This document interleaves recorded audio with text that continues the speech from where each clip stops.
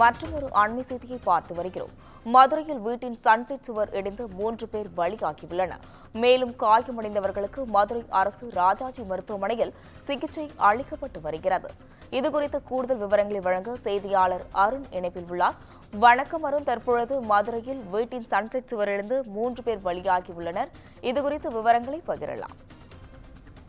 மதுரை மாவட்டம் வளையங்குளம் பகுதியில் தொடர்ச்சியாக பெய்து வரக்கூடிய இந்த கனமழை காரணமாக வீட்டினுடைய சுவர் இடிந்து விழுந்து 2 பெண்கள் மற்றும் சிறுவன் உட்பட 3 பேர் பலியான சம்பவம் சோகத்தை ஏற்படுத்தியிருக்கிறது.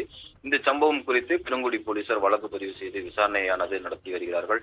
மதுரை மாவட்டம் திருப்பரங்குன்றம் தொகுதிக்குட்பட்ட வளையங்குளம் கிராமத்தில் முத்தாலம்மன் கோவில் தெருவைச் சேர்ந்தவர் அம்மா பிள்ளை.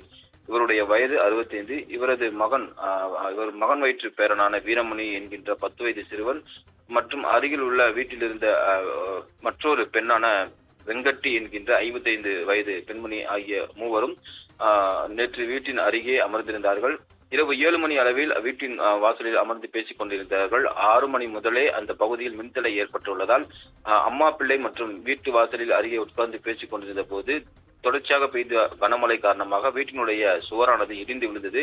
வெங்கட்டி மற்றும் அம்மா பிள்ளை மற்றும் அவரது மகன் வழி பேரன் வீரமணி ஆகியோர் படுகாயமடைந்தனர். இதனைத் தொடர்ந்து அருகில் இருக்கக்கூடிய மற்றொரு வீட்டு அருகில் இருக்கக்கூடிய நபர்கள் உடனடியாக 108 ஆம்புலன்ஸ் மூலம் அனைவரையும் வளையங்குளம் அரசு மருத்துவமனைக்கு முதலுதவி சிகிச்சை அளிக்கப்பட்டு அங்கு சிகிச்சை பலனின்றி வெங்கட்டி மரணமடைந்தார். இதனைத் தொடர்ந்து சிறுவன் வீரமணி மற்றும் அம்மா பிள்ளை ஆகிய இருவரையும் மதுரை அரசு ராஜாஜி மருத்துவமனைக்கு அவரை அனுப்பி வைத்தார்கள். வளையங்குளம் அரசு மருத்துவமனையில் சிகிச்சைக்காக அனுமதிக்கப்பட்ட வெங்கட்டி சிகிச்சை பலனின்றி உயிரிழந்த நிலையில் விபத்து குறித்து பெருங்குடி காவல் நிலைய போலீசார் சம்பவ இடத்துக்கு விரைந்து வந்து விசாரணை நடத்தி வந்தனர். மேலும் சுவர் இடிந்து விழுந்து விபத்தில் பலியான வெங்கட்டி உடற்கூறு ஆய்வுக்காக மதுரை அரசு ராஜாஜி மருத்துவமனைக்கு அனுப்பி வைத்தனர்.